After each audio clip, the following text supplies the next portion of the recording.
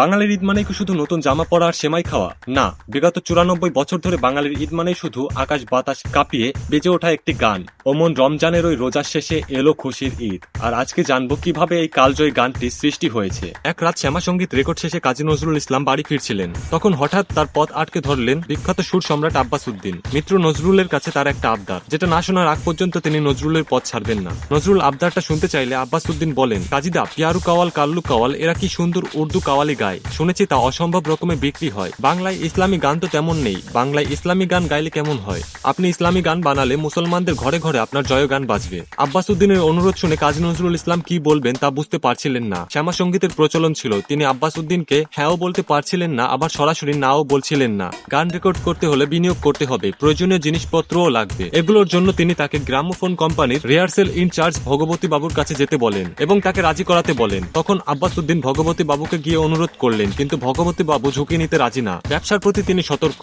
দীর্ঘ 6 মাস অনুরোধের পর ভগবতী বাবু রাজি হয়। আব্বাস উদ্দিন যেন খুশিতে কান্না করছিলেন। আব্বাস গেলেন নজরুলের কাছে, হাতে এক ঠোঙা পান আর চা নিয়ে। পান মুখে নজরুল খাতা কলম খুলে ঘরের দরজা বন্ধ করে দেন। বাইরে দাঁড়িয়ে আব্বাস তার অপেক্ষা করছিলেন। সময় যেন তখন কাটছিলই না। প্রায় 30 মিনিট পর নজরুল দরজা খুললেন। পানের পিক ফেলে আব্বাসের হাতে একটা কাগজ ধরিয়ে দিলেন। আব্বাস কাগজটি খুলে প্রথম লাইন পড়তে লাগলেন, অমন রমজানের ওই রোজার শেষে এলো খুশির ঈদ। কাগজ হাতে আব্বাসের চোখ সুখের কান্নায় ছলছল করছিল। একটা গানের জন্য কতই না পরিশ্রম, আর এখন তা তার হাতের মধ্যেই। আব্বাস গানটি রেকর্ড করেন, তবে সবার মনে একই ভয়, গানটি বাজার চলবে তো? আব্বাস গানটি গাইলেন এবং ঈদের সময় গানটি অ্যালবাম সহ বাজারে এলো। তারপর পরই ঈদের ছুটি। আব্বাস ছুটিতে বাড়ি গেলেন। ছুটি শেষে দ্রুত ফিরলেন কলকাতায়। চলতি পথে তার একটাই চিন্তা, কি অপেক্ষা করছে সামনে। আব্বাস যখন এই চিন্তায় মগ্ন ছিল, তখন পাশে থাকা এক যুবক গুনগুন করে গাইতে লাগলো, অমন রমজানের ওই রোজার শেষে এলো খুশির ঈদ। আব্বাস তখন ভাবতে লাগলেন, তিনি কি ঠিক শুনলেন নাকি সবই তার মনের ভুল। তিনি যুবককে আবার গাইতে শুনলেন। এবার তিনি সম্পূর্ণ থমকে যান। অফিসে ফিরে বিকেলে যখন মাঠে গেলেন, তখন আরেক দৃশ্য তাকে অবাক করে দেয়।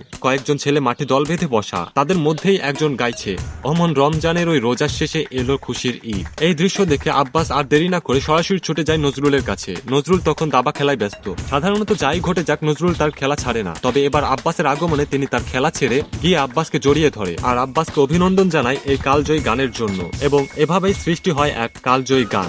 সবাইকে ঈদ মুবারক।